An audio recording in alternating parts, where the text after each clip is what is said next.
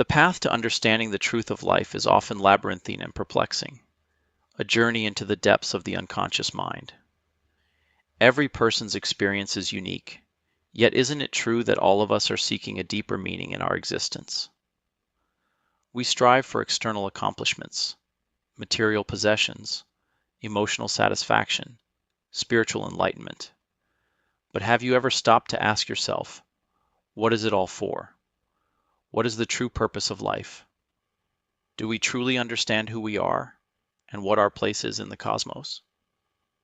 These were the very questions that Carl Jung not only explored through his intellectual pursuits, but also through his lived experience. Jung's life was a profound and continuous journey toward discovering the deepest layers of the self. He revealed that the truth of life is not something external, hidden in religious dogma or philosophical texts, but something intrinsic, residing deep within our own unconscious. The answers, according to Jung, lie within the self, a concept central to his work. As Jung said, "The privilege of a lifetime is to become who you truly are."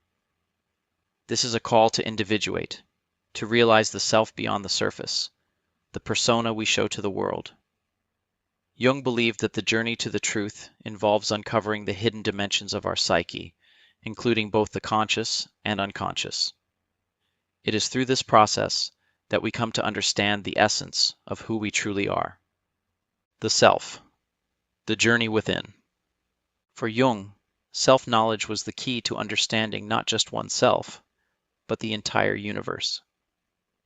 Know thyself, the ancient maxim, was the very foundation of Jung's therapeutic philosophy, but he elaborated on it by suggesting that self-knowledge doesn't just come from the conscious mind. It involves uncovering the unconscious.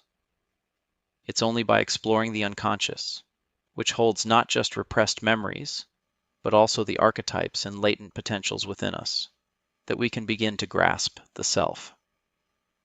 Jung was adamant that the journey of individuation, the process of becoming one's true self, was necessary for any meaningful exploration of truth. As he famously put it, one does not become enlightened by imagining figures of light, but by making the darkness conscious. He was referring to the shadow, the hidden or suppressed part of the psyche. It is this darkness that holds the key to our true nature. Jung saw the shadow as something that all individuals must confront. If we fail to recognize it, it influences us in unconscious ways, leading to distortions in our perception of reality.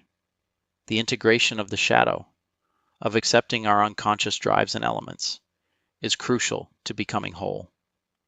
Without confronting this darkness, we can never truly understand ourselves or the world around us.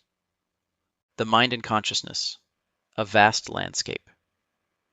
Jung viewed the mind as a complex structure composed of both the conscious and unconscious. The conscious mind, which makes decisions and navigates our daily lives, is only a small part of our true nature. The unconscious, with its vast array of archetypes, symbols, and memories, contains a treasure trove of information about the human experience. Jung believed that the unconscious is not just a dark abyss, but a creative and generative force. He said, "The unconscious is not just a repository of repressed thoughts. It is the source of creativity, vitality, and potential." This creative force is what drives us to uncover our true self, but it requires that we let go of the control of the ego. For Jung, the journey toward the truth was not a matter of accumulating more knowledge, but of achieving a deeper consciousness, of connecting with the unconscious through dreams, symbols, and active imagination.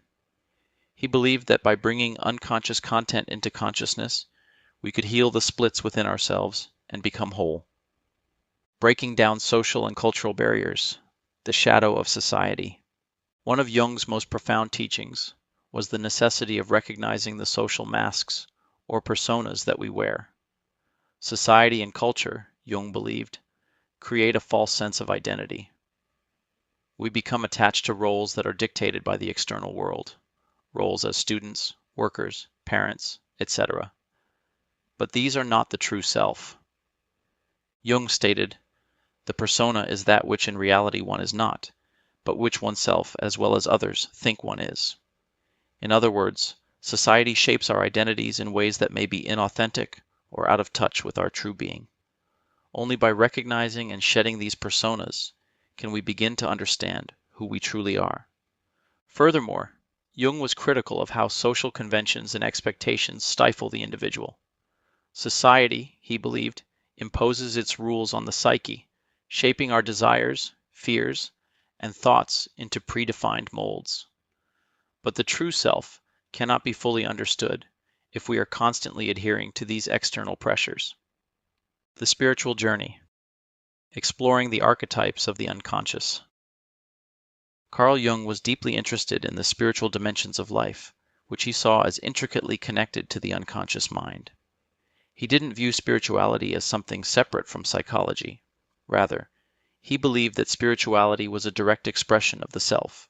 Jung's concept of archetypes, universal symbols that reside in the collective unconscious, reveals how spirituality and the unconscious are interwoven. Jung's own exploration of spirituality was rooted in his belief in the self as the central archetype. The self, according to Jung, is the totality of the psyche. It contains both the conscious and unconscious elements, and it is the goal of individuation to integrate these parts. The experience of the self is what Carl Jung referred to as wholeness or completeness. This is the ultimate spiritual realization, which transcends the fragmented self and leads to a higher state of consciousness. Jung also wrote extensively about God as an archetype within the unconscious. He viewed the image of God not as an external being, but as a psychological phenomenon that emerges from the depths of the unconscious. God is not a being, but a state of the psyche. This archetype represents a person's connection to something transcendent, something that is deeply embedded in the collective unconscious and is manifested through various symbols and myths. Life and death, embracing the unknown. For Jung, life and death were two aspects of the same reality, inseparable in their meaning. He believed that only by confronting the shadow of death could we truly begin to live. Jung argued that the fear of death is often rooted in the ego's attachment to the persona, the false identity we construct in order to feel safe. Death is not the opposite of life, but a part of it. This is the Jungian way of understanding the cycle of life. Death is not an end, but a transformation.